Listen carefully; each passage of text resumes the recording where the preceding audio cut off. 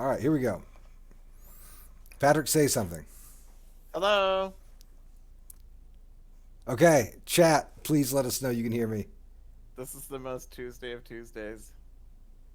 It's working. Hooray! All right, I'm excited to announce that I will Now I be have no throwing. audio. Right now I know visual. Oh, you don't? No, stream. Oh, the stream hasn't loaded yet. That's all. Oh, okay, good. Here.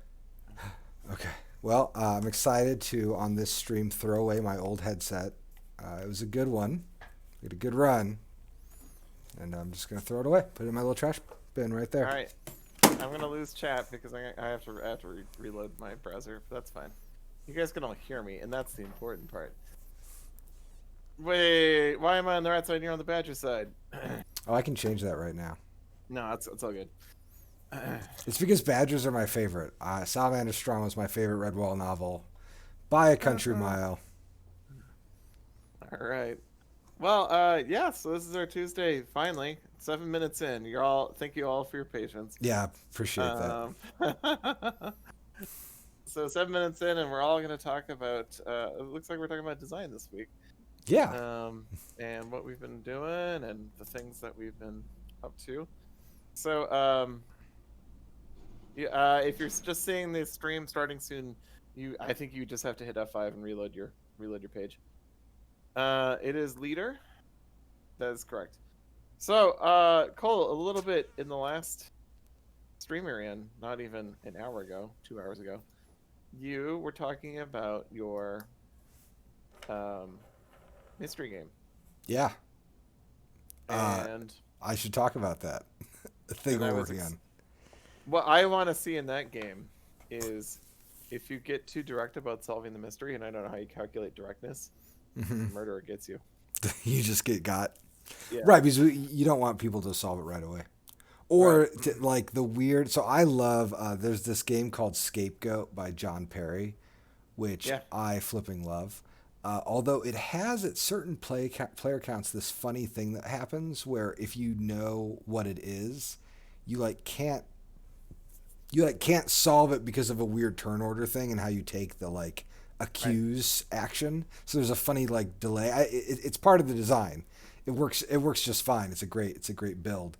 But it does do a weird thing where it feels very sometimes it can feel kind of anticlimactic. So I'm trying to build a mystery game, and I don't know how I'm going to do it yet. But it's been fruitful in that I keep failing. The core conceit of this project is that I love mystery novels. I especially love mystery noir novels and movies. And I feel like it's just a board game space that's not very well explored, which is weird because there are so many mystery games, tons. But a lot of them are riffs on Clue. And they just feel... I feel like maybe the deduction genre, I think what happens is when people start making a mystery game, they start with it has to be a deduction game, and then we're going to theme this deduction game like Murder on the Orient Express. Sure. And I kind of want to do the opposite and start with no, this isn't an atmospheric mystery game. I don't know what genre it is. I don't even know if it's going to be a deduction game.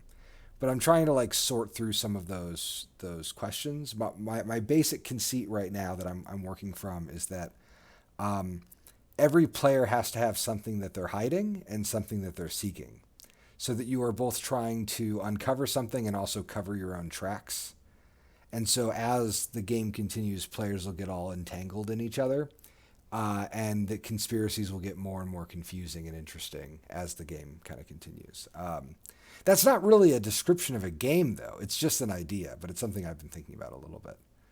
And then, every time the game finishes, you throw out 6 of your advisors. Yep.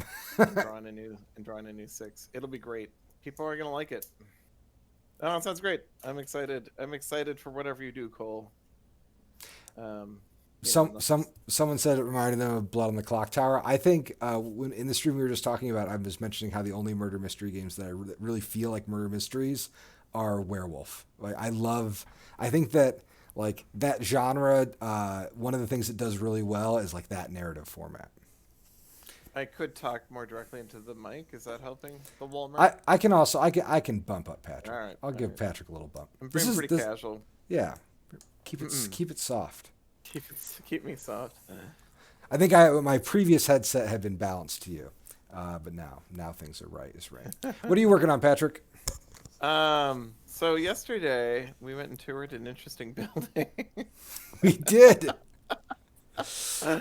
We've been touring. I'm fighting like wanting to watch the chat and not look at myself in time Oh, delay. you got to use the /chat trick. Yeah, yeah, I just learned about this. Here, hold on. So, yeah, so we toured an interesting building. Let me get through my piece, and then I want to I'll talk go about the back to looking at interesting chat. building on the So, yeah, live stream. it was a really weird building. It was somebody's former McMansion, and it was enormous. I mean, that would have been a big house by any metric. But it was like it didn't like it was better as a bit. It felt like a business property. So it was like somebody was living inside an office building or something. It was just so weird. Anyway, so that's what we did yesterday. Is we went and looked at a building. It was what Because is that website that makes fun of badly built houses? oh, I don't Is it know. called like McMansion Hell or something? Yeah, yeah, I wanted that teardown of that house because it was crazy. Like every window was different. yes, And it also had this crazy like what do they call those like chunky river rocks? I can't remember the exact like yeah, cobbling. yeah, yeah, yeah. Nope, It looked like a dentist house. It looked like a small dentist to become very prosperous. And instead of building a nice house out in the burbs, they just slowly expanded their practice to include yes, their family home. and um, and then it was like the back end of it was a budding like industrial. I Hmm. mean, there was no disguising what that was just an industrial building behind it. And then the front of it was looking down on the Minnesota River, but not like the scenic part, just some weird backwater area that hit, like because it's a river and it gets backwater. So it was a very and not like it wasn't like you would send your kids hiking down there because there was a highway between, I Hmm. believe, or a big road between the river and the house. So, but anyway, But as a business, it was also interesting because we're thinking like our office, even though not many folks are here right now, uh, it's getting a little full, and so we're starting yes. to think about what does the next 5 years of Leader Games look like? Yeah, yeah. And so I don't know how much we want to get into it, but Cole and I did have and I need to supply my side of it. I've just been wrestling with my own, everything I have to wrestle with during the day. But like Cole and I talked a little bit about what growth means for Leader Games and like where we're aiming the company at. And there's a strong argument for holding, Hmm. and everyone's work expands a little bit just by the nature of how, like what we do. We take on more and more stuff as we go, and so it's good to reorganize and hire people. But at what point do you get concerned about like if the quality will change, or Hmm. if like if Cole is managing 4 design teams versus leading 1 design team, what's that? How's that change our catalog? Hmm. And so I think the surprise for me is Cole told me he's managing about halftime. So It's true. It's true. and so like we have to consider those things in the future. So it was good. It was a good conversation. I need to fire back on it. But, Anyway, anyway, what have you been doing outside what of have business I been working development? on? Yes, This is yes, not the yes. business development root chat. No, this isn't the business development. Oh my gosh, the things the audience would. Oh, it has been an exciting time for business development beyond. But I can't really. I mean, it's all NDAs, so I can't really talk about anything. So I have been working on 3 designs recently, and they all are. It's not 3 designs. It is 3 solutions to the same problem, and so it's me like I had to make a clean break from 1 design and start a new design or pick up an old design and redesign it because I wanted to explore some mechanics away from that first design because I didn't want to change. I don't know why I didn't want to change it in my head, so I compartmentalized it by working on something else. So of course I've been working on Havoc, which is going to be my if we go with it. It's currently a brawler, and it's something Kyle pitched to me, and it is a few models fighting each other with a setting player on a map, and It's dice driven. It's very The initiative is a part of it's a big part of the system. There's a system of kind of checks and balances in it. So if one player gets too far ahead, they get checked pretty hard by the game right now. And which is a little bit guardraily for us, but I feel like it's justified for a shorter game, which is not something we usually do. And that I played a game of it Saturday with Lord of the Board and one of his friends, and had a lovely time. And I've been playing it mostly by myself. I don't. It's currently dice for actions, leading to dice for combat, and dice for dice. That's always been a critique I've had for other people's games. So I think I'm careful. I'm concerned about why I did that. Yeah, it's always a funny thing when you catch yourself being like, all right, because I do this. I feel like I do this all the time, where I'm like, draw a card, now roll a die, now draw another card, and you're like, oh wait, no. Can we combine that somehow? I mean, it almost is like an obvious. It's so funny because there are all these like design truisms that if you hang around a proto-spiel, you learn about like, oh, you've got too much downtime, or you have this problem, and it seems like everybody's reading off the same list. But then as you get further into these projects, you start finding yourself thinking like, well, actually, I need the downtime, or I do want to have a card system that is dice powered and that is powers into the card system or something like that. I don't want to leave. I don't want to eliminate the dice for the combat yet or you could combine them, right? Like I could have it so that the dice that inform your actions also have your attack on it, but I didn't want the player to know if they can hit or not before they commit to the action. Mm-hmm. And so that's where I'm concerning myself. So I'm working on that. I picked up an older design, which I'll just call Havoc 2. It's Oubliette in my notes, which is also a brawler.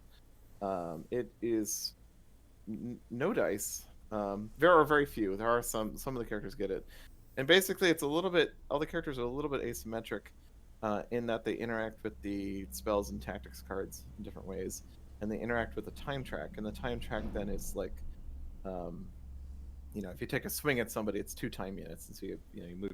Kind of like when we were playing draw, except a more fixed track. So it's if you're at 1 and I'm at 2, you're going to go, and then you're going to position yourself later in the turn at 3 or 4, depending on how big of an action you took.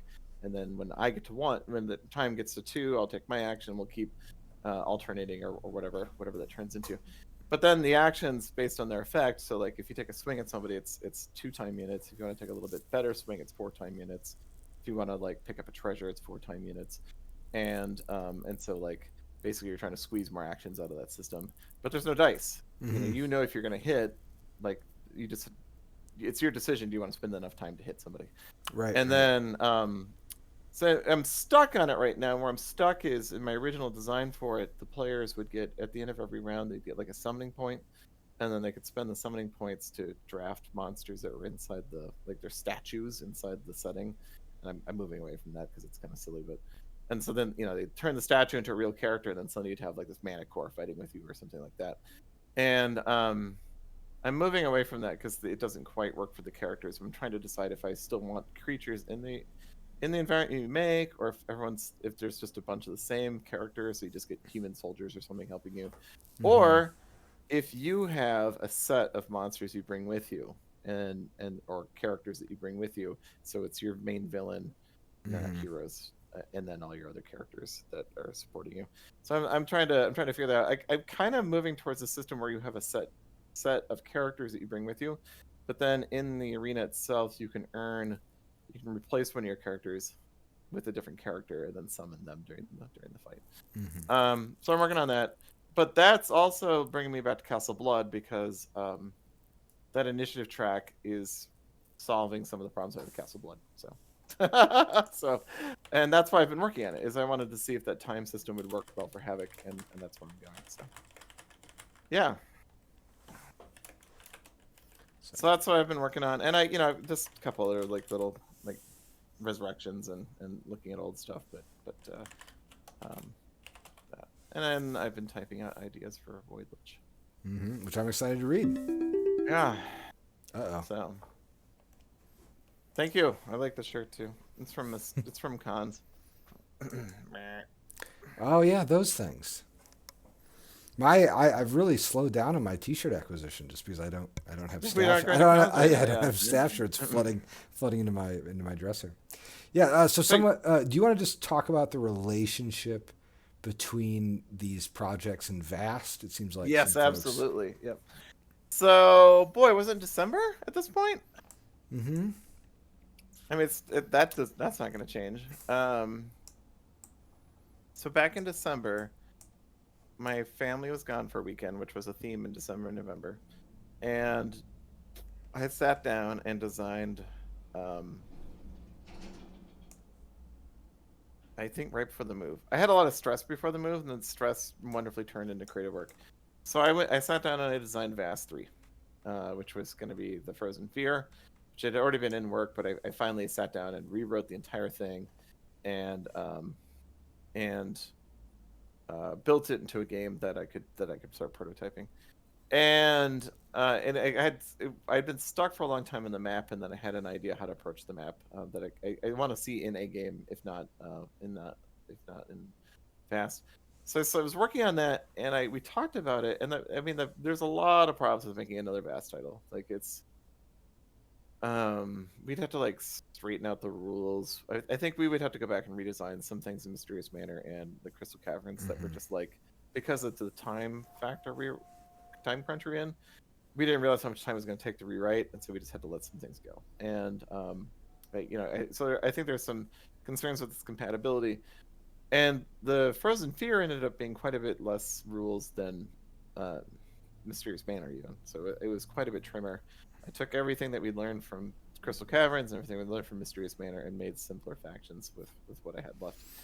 And and taking your guys's, like, the paladin, the way the paladin works with its crusading, I adapted that for all the other heroes, and that worked pretty well. And so we got into a discussion about what, like, is that worth doing? And I mean, I still get people saying you should reprint Vast. I want to play Vast.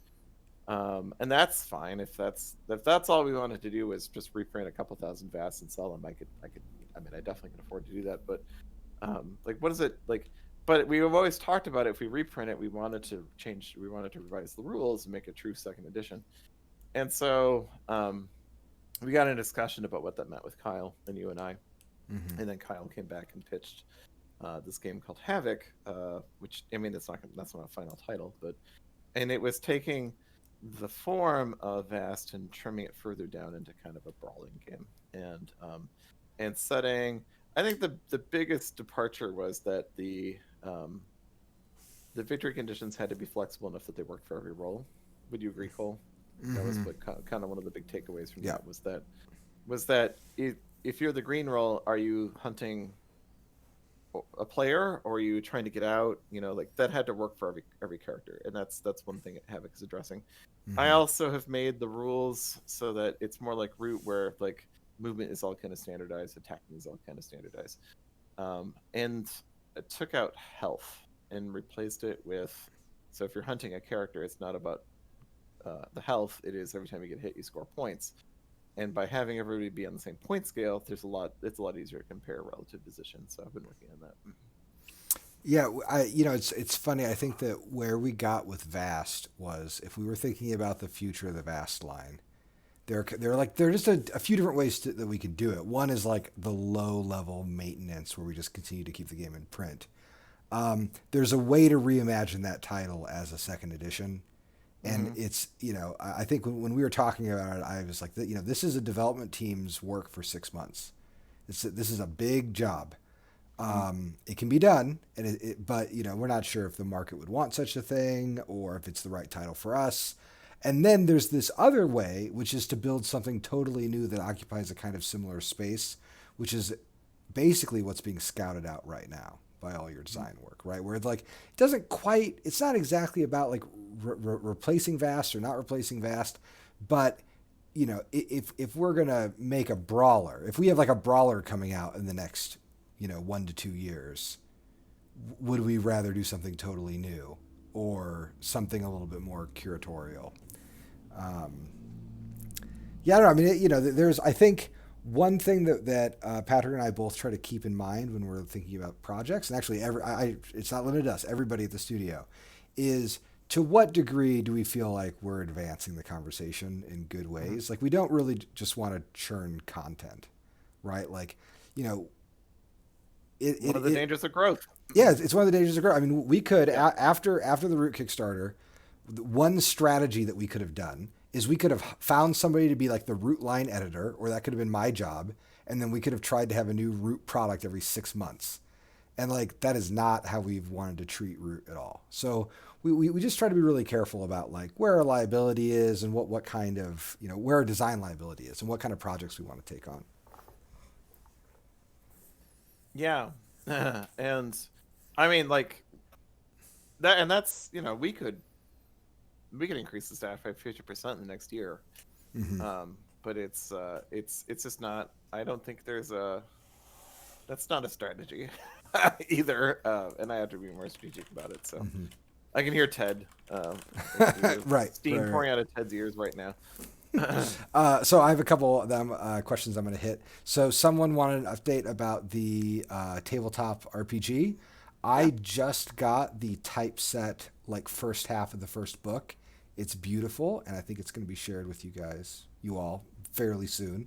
I know that all of the text I am like in the process of approving some of the not approving. I mean that makes it sound so serious. I'm basically just making sure that everything we're working on internally is in line with what they're working on. And they've been really great so far. The crew at Magpie, and so I'm going through those drafts right now, and they're in a great place. And I know that the second book is also getting pretty close, although I haven't had a chance to look at it quite yet. Um, the Cath Teal, maybe, I don't know how to pronounce her name. I apologize. So Josh said on Discord that we have months of development left in the Marauder content, and you would like an explanation of that statement. So uh, basically, there's always a funny question about when do you throw the Kickstarter, and how far along should a game be when you throw the Kickstarter. As a studio, we have kind of like an old school Kickstarter ethos, which is we like to show the designs early. I mean, like Oath had 8 months of development left when we ran the Kickstarter. Like it was basically halfway through its primary development when we ran that Kickstarter. And it's our general, and I think we did it at that time for lots of reasons. But our general trend is to run Kickstarters when things are further along in development than the previous game. So the thing to compare Marauder to is Underworld. Marauder is, I think, about 6 weeks ahead of where Underworld was when we launched the Kickstarter. So not dramatically different, but like we had piece samples at launch for the Marauder Kickstarter. We didn't have piece samples at launch for the Underworld Kickstarter. We got them, I think, maybe during the campaign or shortly thereafter. I can't remember exactly when. So we are trying to sort of have our Kickstarters later in the process, but there's still a lot of the development calendar left. Right now a lot of the development that's being done is internal and with a small group of testers, maybe 30 or 40 folks, and then as the months go on, we're going to widen that circle and we're going to take things through different courses of development. My hope is that the factions are pretty much through with their like hottest phase by the end of the Kickstarter. So like while we're playing the Kickstarter and talking to you all and doing events and things like that, Josh and Nick are really pushing on the development, and they've done a lot of really good work, and that's going to continue probably until the Kickstarter ends, or at least a couple weeks after. And at that point, development's not over; it just enters the next step, which is where we do a lot of fine-tuned balancing. So they're going to be, I mean, we have many, many months ahead of us. I would say at minimum, we'll have most of the development tied up in like 2 to 3 months.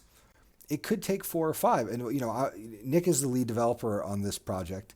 And I'm going to I'll go over to him every few weeks and I'll ask him if he needs more time or what we can do, if he needs any more resources to help speed development along. And he knows that if he needs an extra month for whatever reason, he can have it, because it's much more important that these projects are done properly. And how all this relates to the Kickstarter schedule is we build a lot of buffer in our Kickstarter schedules. So even if there is like a development delay, we're not going to write a Kickstarter update about it because we've already like taken care of it on the back end.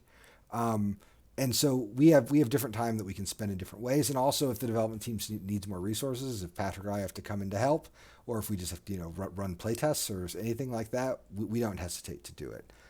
So that's a little bit of a rambly answer, but basically we do have a lot of time left on this project. I'm really happy with where the factions are. I think the Badgers feel pretty close. The Warlord feels very close. The Hirelings, I think, are largely design complete, although we might look at some system stuff. And then there's a lot of work that needs to be done on the usability side, but that, we have the capacity to do that. Ton of testing for the hirelings, I feel. Yeah. There's a lot. Yeah. And we're going to have to, I'm going to help Nick make a little script that just generates homework assignments, basically, for people testing.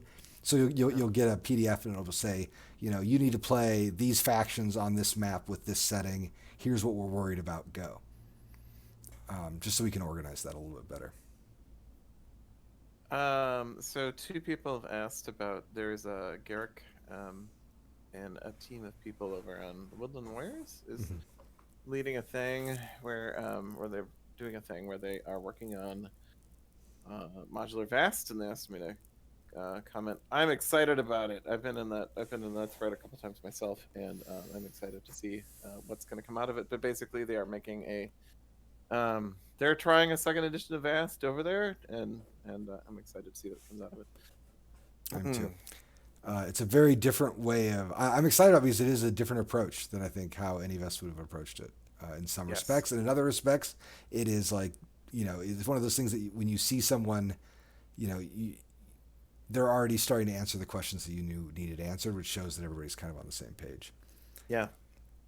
When do we expect to resume work on Void Lich? I will be jumping back into that design seriously probably next week. I typed in a document for Void Lich during this conversation. There you go. Excellent. The Void Lich, the design is an interesting spot where like it's largely system complete and stable. It's sitting in a box over there, and there are a couple things that I don't like about it, which I will be trying to fix. But it's a very interesting kind of design. I was thinking about how a lot of the designs I've worked on like kind of fall into 2 groups. Some of them, if you change one little thing, you have to completely redo everything. And like Oath, it was the best and worst example of this, because in Oath, if we made one little alteration, it could ripple through like a dozen cards.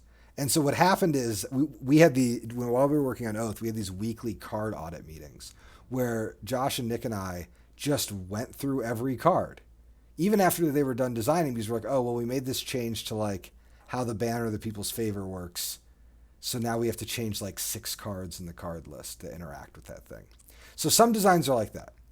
Other designs are not, though. And Void Lich, thankfully, is proving to be in that second camp where the design itself is pretty strong and rigid, so that I know that like 3/4 of the design is working very, very well. So I can go rebuild the combat system, which is what I'm going to be doing first. And I don't really need to worry about all the other components of the design. They are not going to be hurt by my rebuilding of the combat system. I have been doing world building. Yeah, Patrick's doing world building. He's got to build that content. That content. Is library in there yet? Did you put that in?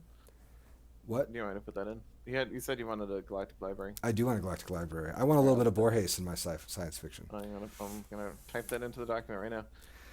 Yeah, I can give you my notes. Oh yeah, at that's some point. All right. So, a bit of discussion about the Badger mechanically, and then what was I just reading? Talking about. Someone The modular root board. Yeah, we were playtesting it, ironically, with the Badgers, and the pathing had to be parsed really well, and that the Badgers.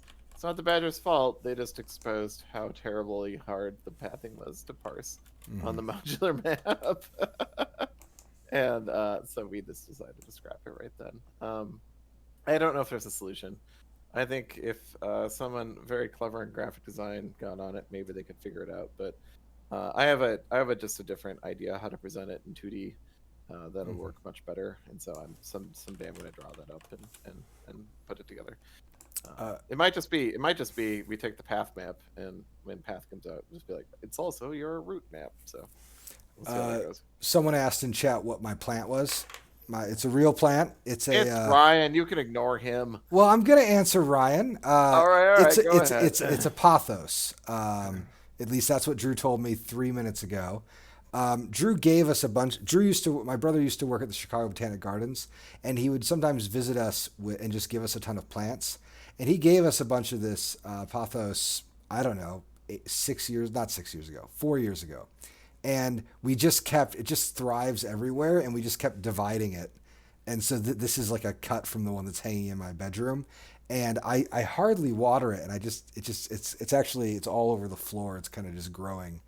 I'll tend it a little bit better, but you can't kill it. It's a perfect office plant. So anyway, yeah, that's the plant. Plant chat. Let's chat. Um. All right. I'm typing. So. Oh, yeah. Well, you type. Folks asking about advanced setup. I'm super pumped for folks to play advanced setup. It's going to be a scream. For people who've played it in chat, you know that it really like mixes up the game. In fact, it was funny.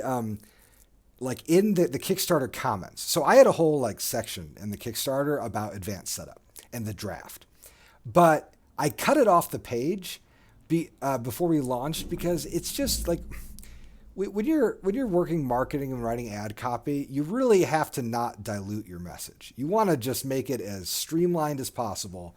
And so this Kickstarter page is for some folks like the only thing about Root they're going to hear all year. And me like geeking out about how much I like advanced setup is not really like above the fold material. And so but people in the comments were mentioning like, oh, I really like advanced setup, or they're really excited by it. Don't worry, it's going to be in the print and play, and you'll be able to use it in your games of Root like right now. It does not replace regular setup. The alphabet setup will still be present, just like the reach system, still be present. They have a role to play in the game, but I do think a lot of the players who play Root more seriously are going to just move to the new draft and to new setup. I lost my copy of Path. I'm telling chat that. Oh, you lost. I would have it in the solarium.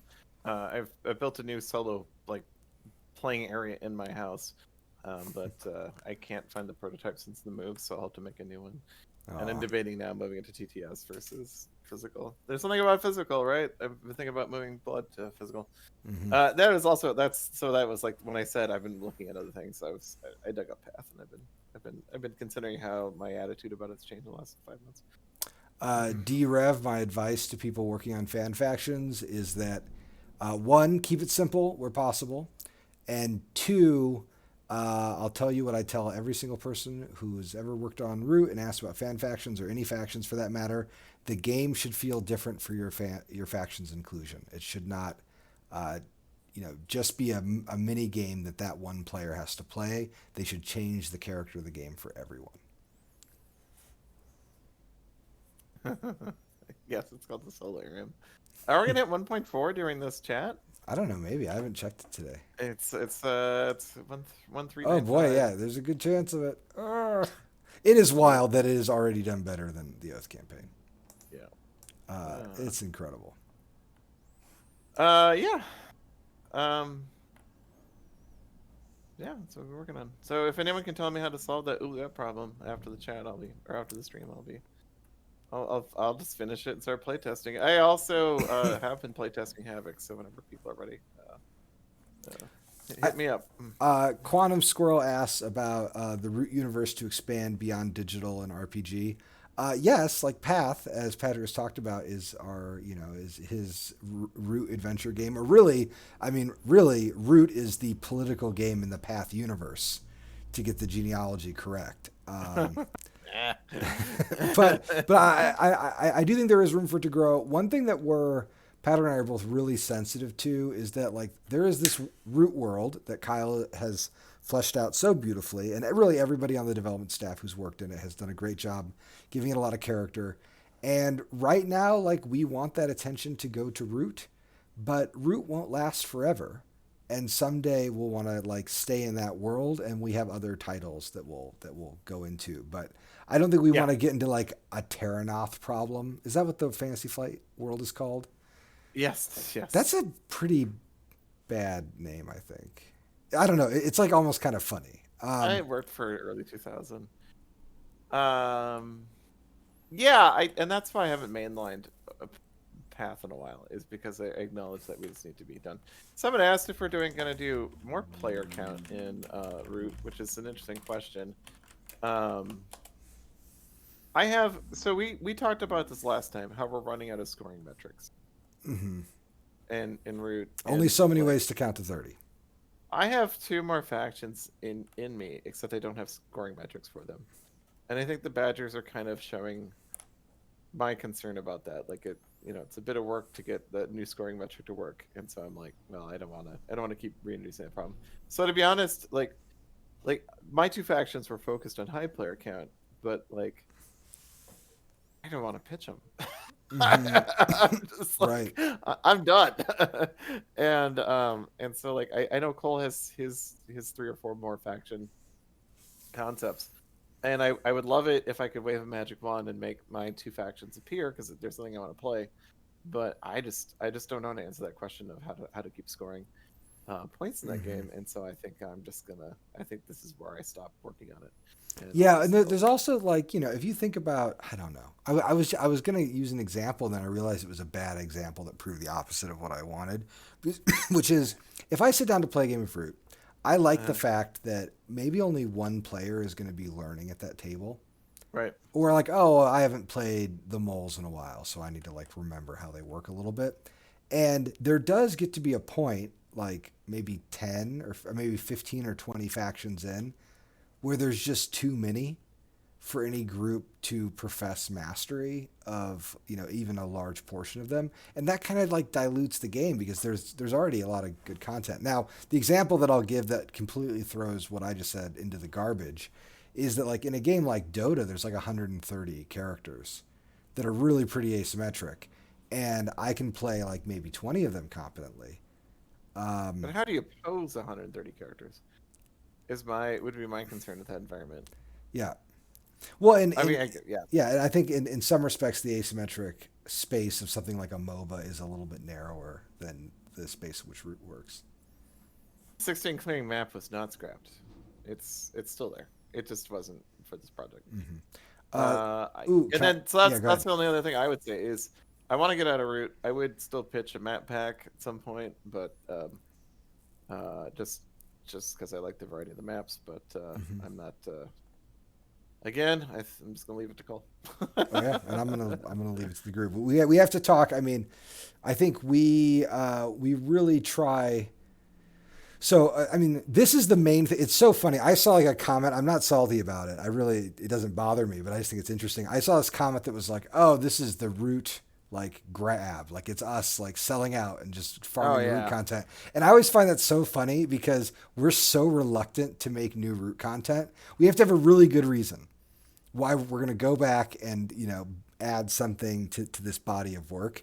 And so I mean, it's been 2 years since the Underworld Kickstarter. And if there's another Root Kickstarter someday, it'll be at least 2 years from now. One would hope. But how do you feel about Battle Royale? Battle Royale would be great. Just, randomly eliminate clearings and that. That'd be delightfully lazy, especially if you did it in 2023 when Battle Royales will probably be. So. And I'll say too, a credit to Patrick's like core design on the new factions. The Badgers and the Warlord, they really add something to Root that Root doesn't have.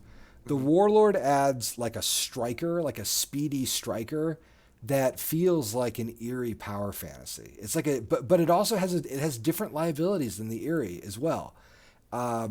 And I think engages with the game's item system and does some really lovely things.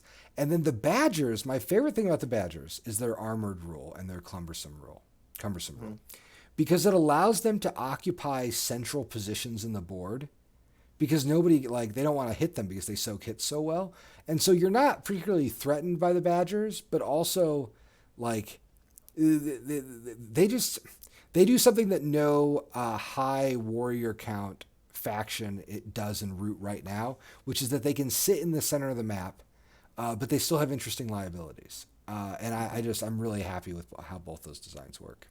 I think it's funny that the armored advantage, like it's like such a bear psychologically, and then you start taking swings at him, and you're like, well, either that was terrible or it wasn't so bad. I guess I'll get through it. So. Well, and it changes how people like value. Like I'm one of the partisan cards in the Exiles and Partisans deck, or sure. or brutal tactics, or like the commander in the Eerie. It's just all of those. Any power that gives you +1 hit if you're playing against the Badgers is like critical, super important. Let's see. A faction with a unique win condition. Patrick and I talk about this occasionally. Maybe there's a world for alternate dominance cards someday because Root did have them at one point. I don't know. Part of me also feels like Root is just not the right game for those kinds of conditions. And if you really want that kind of sudden death play, like go play Oath. Because that's what Oath is. Oath, which has extra no victory points, less than 0 victory points. I hear you can negotiate on it. There's a lot of negotiation. I played a game of Oath with my wife and brother recently, and I loved. We had a whole negotiation that spun around like handing off the oracular pig strategically, and it was perfect, and it felt so good. I hadn't played Oath in a long time with other humans. I haven't played in a while either. Every time I'm in the office, I'm like, I should play a game. Those few times. So, Roots Digital, we know as much as you do generally. We know a little bit more than you, and that's under NDA. But mostly, it's they come and tell us what's gonna happen, and then we go. And that's about how it goes for us. So, and it's fine. I'm not complaining in the slightest. In fact, it's kind of good to have a relationship and not have to manage. So I'm fine with it. But yeah, you know about as much as we do when you do. I know that they have permission to work on all the remaining content. I know that there probably is a schedule for it. I don't know what schedule is for it. So yeah, sorry. I know it is so funny because with Magpie, I talk to Mark Diaz-Truman like every week or every other week or so. And I have like a very good understanding of where they are on that project. I think I've never met any of the Direwolf people. I might have met Scott once at a con or something. Scott came by our booth at Gen Con, and I don't think you were there at the time. But yeah. I think that's and don't get me wrong, they've done a great job, but it's kind of nice to have a partnership that seems functional and doesn't require a lot of management. Sam asks, when are we hearing more about landmarks? I think last week of the campaign. We're going to put one in the live stream maybe this Thursday, and we'll talk a little bit about them on the last week. Yeah. Yep. I'm not playing. I'll be there. They're fun. I like them. How's that? Was that enough information that I like them? I'm going to answer one more landmark question from Simo. Is the tower considered a 5th landmark? The intent in the landmarks is that they will include rules for using the raft in the tower on other maps. And so, yes, they essentially become kind of like landmarks. Is the rule for the tower put it on another map? Yeah, it's pretty much that simple. Although there's been some discussion about how the landmarks work in the draft. And like, do you randomly put the landmark somewhere and then have people draft around them, or you just let the person who's going to pick last choose the location of the landmark, or things like that? I'm into this. I like this. The simplicity of the. Will there be a Minnesota map? I don't know. Maybe. No. I will admit to liking quite a bit playing Catan on like the Indiana Ohio map, which I have done in the past. Because I grew up in Indiana and know a lot of those places. What did I say that? I don't malevolence. All right, stop. Brooke knows. All Could the right. packs include a thicker tower? No. No, that's yeah. Those thick pawns in Oath were so expensive. I feel like there hardly a day went by when Marshall didn't ask me, like, could we have thinner pawns for Oath? Can we make them thinner? So, on Woodland Warriors, there's a fjord map generator. Have you seen this, Cole? Yeah, I have. It's amazing. So it randomly it clips together art, and it makes a 7 clearing map. You reload the page and there's a new one, or hit the button or whatever does it, and there's a new one. And I think that's pretty funny. I really like that. I mean, maybe I don't have to design any more maps. Maybe you guys can just have random maps every time you play. Let machine learning do it, Patrick. Not machine learning do it. Yeah. So we played a game on my coastal map on Friday because it was funny because people in the group. I published those maps and the variants, and then I went and played a few, but I never played the coastal map for some reason. I think I was just focused on the swamp and canyon, and then they were talking about playing more games than I had on it. So I was like, "Well, I have to go play one." So I went and played one, and I liked it. It was fun. I think someday yes. we'll do a 15 clearing map. Yeah, I mean the swamp is 15 clearings. Yeah. So, yeah, no problem. Yeah, we have to yeah. figure out the right place to put it in the product line. Yeah.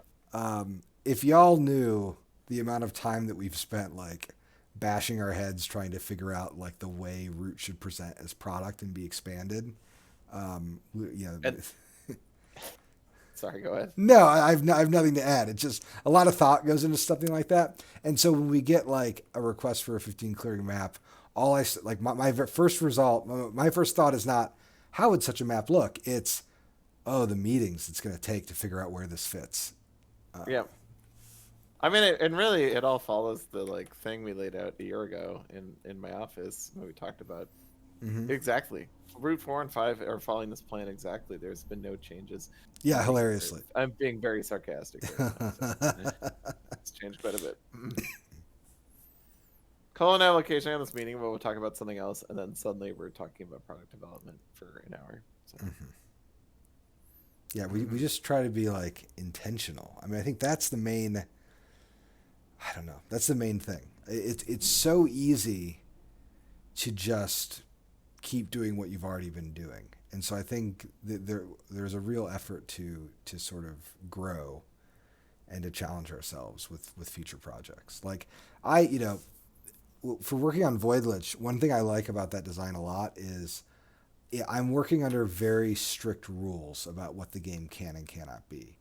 Like, I want it to be simpler than Root, and I want it to include mini lessons from Oath and adapt that form, but I also want it to try to advance that question. So, like, how do you make a game that advances some of, like, that takes some of the lessons from Oath, but then also does it in, like, less of an overhead than Root? And like that is turning into a very compelling challenge, and I don't know exactly where it's all going to land yet. But some days I'm like, well, maybe I should just be working on a very traditional Root expansion or an expansion to Oath or something instead, or more Root Vagabonds. Oh, we have enough. We do have enough. So I don't know. There's something I learned something. I'll push on this later. We'll talk about this later. So. Okay. No, I think Cole's got one more in him though. For anyone asking if this is gonna be the last expansion. Yeah, no, I think we should do at least one more. Yeah, I think we should do at least one more. Someone asked about like, we talk a lot about like setup and production, but like how does Root fit into that? Root's setup is not bad. And in fact, the advanced setup and drafting system make Root easier to set up and speed that process. And you can put your, like, there's a lot of different ways you can organize your boxes to speed up setup. So I don't think Root's setup is that bad at all. I'm excited about nothing. Next, nothing but vagabonds is our next. No, we heard what people wanted. They wanted more stronger vagabonds, and so they were like, the vagabond's getting a little weak. Let's punch him up a bit. I mean, I think Kyle would like drawing 15 adventures. So We we'll have. solve Megabonds. I'm into it. We can. I tell you what, we'll put them in path for you. How's that sound? Cool. What have you been playing, Cole? What have I been playing? I've been playing a lot of Apex Legends, which has been my fave game for the past few months. Mm-hmm. And I feel like I'm finally getting like halfway competent. It's lovely. Cool. I've been playing Endless Space 2, which is pretty good. It is not. It's been a long time since I played a turn-based strategy game on the computer, and I like it. I like it pretty well. It's been fun to play it with people. We had this moment where we were like, should we play like a big complicated like a TI on TTS or something? And then someone in our group was like, if we want to play a turn-based strategy game that's complicated, that is a whole genre. Like Right. they make games like that.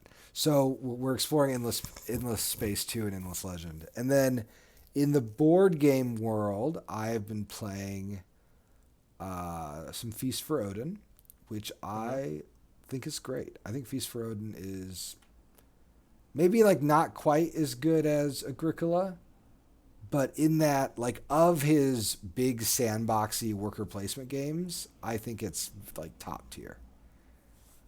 And my wife loves it. And it's also, once you get the hang of it, it's pretty fast. Like Katie and I can knock out a game in like a little bit more than an hour. Usually it's like an hour 10 or something.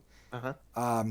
I think if I was playing with folks who like to play a game like that more slowly, I think I'd probably hate it. But if played briskly, it's a lot of fun. What about you, Patrick? What are you playing? I have been playing Kingdom Rush solo on my tabletop in the solo arium, and I've been enjoying that. I like it's got this brilliant wrinkle to it where if I had designed it, I would have just had you place the towers, and that was good enough. But the thing they don't tell you on the back of the box that's different from Kingdom Rush is that there's about half the scenarios you just have to defeat these portals that are coming through the kingdom that'll destroy the kingdom if they get to the end of the path, which is it's Kingdom Rush. But if you attack the portal with a tower, the tower is destroyed, and so you're constantly having to rebuild your supply of towers. And I really like that about it. I think that destruction has like every scenario you're a turn away from disaster when you finish it, and I like that part of it because it's like when you burn out is kind of you kind of have to ask yourself during the game, and how do you stop the enemies while you're burning out. It's kind of an interesting question. I'm starting Wildlands solo because the expansion for Wildlands that had solo and co-op play is going to hit the table next. And then my family has been playing Mysterium, which we're getting into, and then my wife and I are planning. We both are watching videos, and we're gonna play Sleeping Gods in one shot, not like one session, but we're just gonna leave it set up and then Nice. keep coming back to it. Yeah, so I'm excited to do that. Someone asked for me for my Caverna take, which I always love to give. Always love to give a Caverna take. I think Caverna is pretty good if you play with X divided by 7 of the number of buildings, where X is the number of players. So if you're playing with 2 players, do a random pick of 2/7 of the total buildings. It just doesn't like the thing about Caverna. It just doesn't have like the same tension that some of his other ones do, especially Le Havre. When my wife and I played a lot of Agricola, and we actually even ramp up the tension more. We like to play Agricola with a single shared hand of usually like 10 minor improvements and 10 occupations, and the first player to use the card gets it. And so it's like they're both in our hands, and then as soon as you use it, it's as if you had that card in your hand and played it, and it's wonderful and makes the game even more vicious. So I think Caverna is fine at what it does. It just doesn't. It's not something that I normally do. I'm looking for. I haven't played it, and I have it, and I'm hoping that I get. So right now, I don't know how Cole does it. He's got a young kid at home. I got a young kid at home. I'm too burned out by the end of the day to play games, and so I'm envious that he and Katie have time to play games.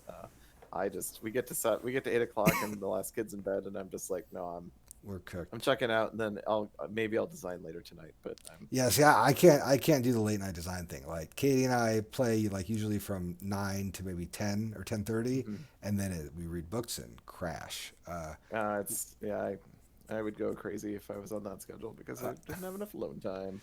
Yeah, So we've also been doing some renature, which is pretty good. It's interesting. It's not doesn't like crack my top 5 Kramer Kissling, but it's pretty good. If you like kind of weird area majority games where you're with a lot of blocking, I think it's got some fun angles.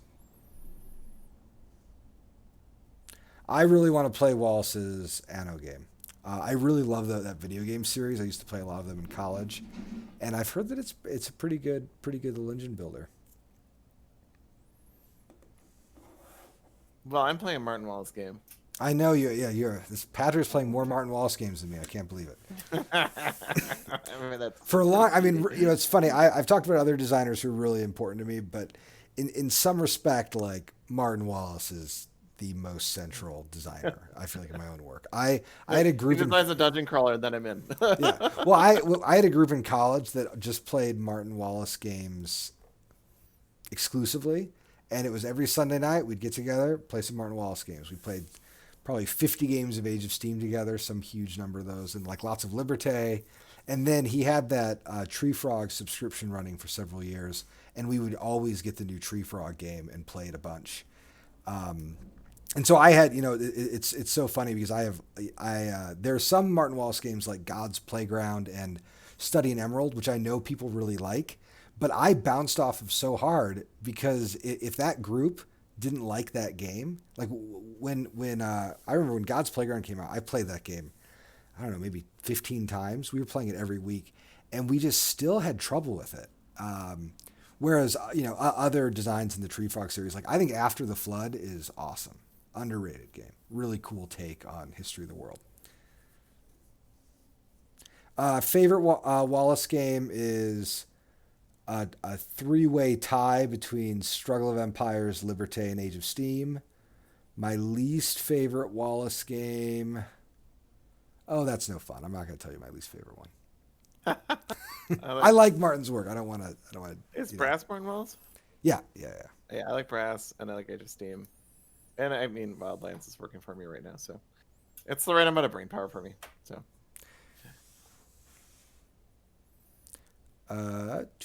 favorite Wildlands team, Patrick. I said it in chat. Oh, you said it in chat. I like All the right. adventures. Nice. Cool.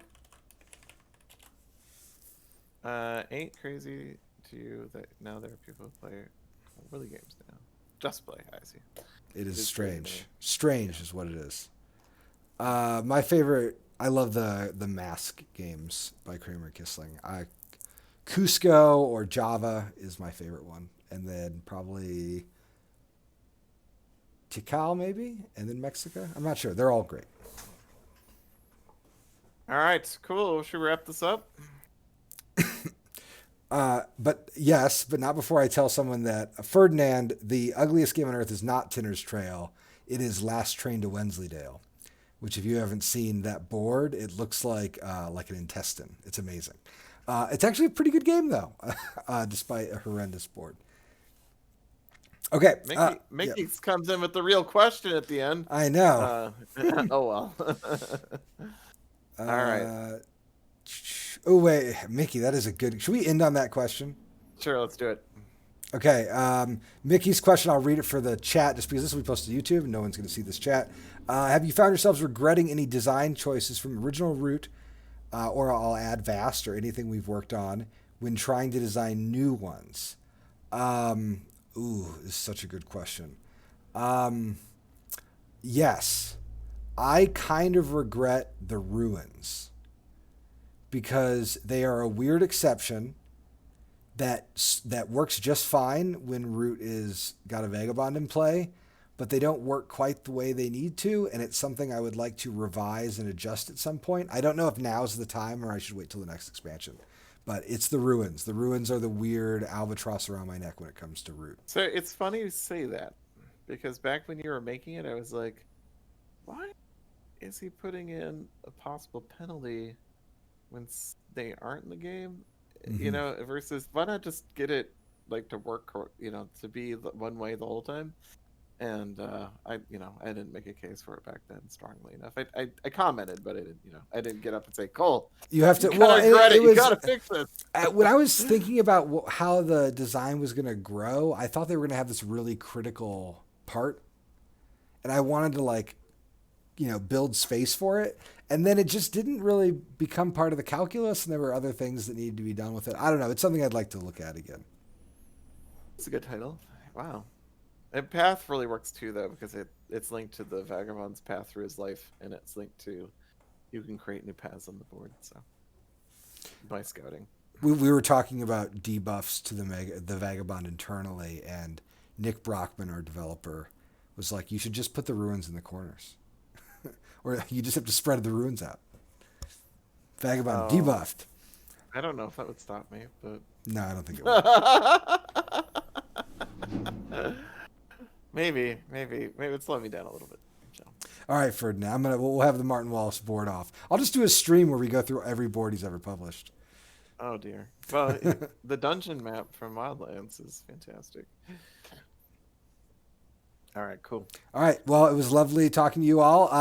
A couple of points of order here. On tomorrow, not tomorrow, Thursday, we will be releasing the print and play, which will feature, I think, 6 hirelings, so about a little over half of the upcoming hireling pool, as well as the setup cards and the draft mode for anybody who wants to do it. I don't think we're putting any landmarks in there, but I'm not sure about that. And then to celebrate the release of the kit, we will be hosting a stream where we'll be playing a 3-player game with hirelings in the afternoon. I am very excited to get those on the table. It's actually been a few days since I've had hirelings in a game.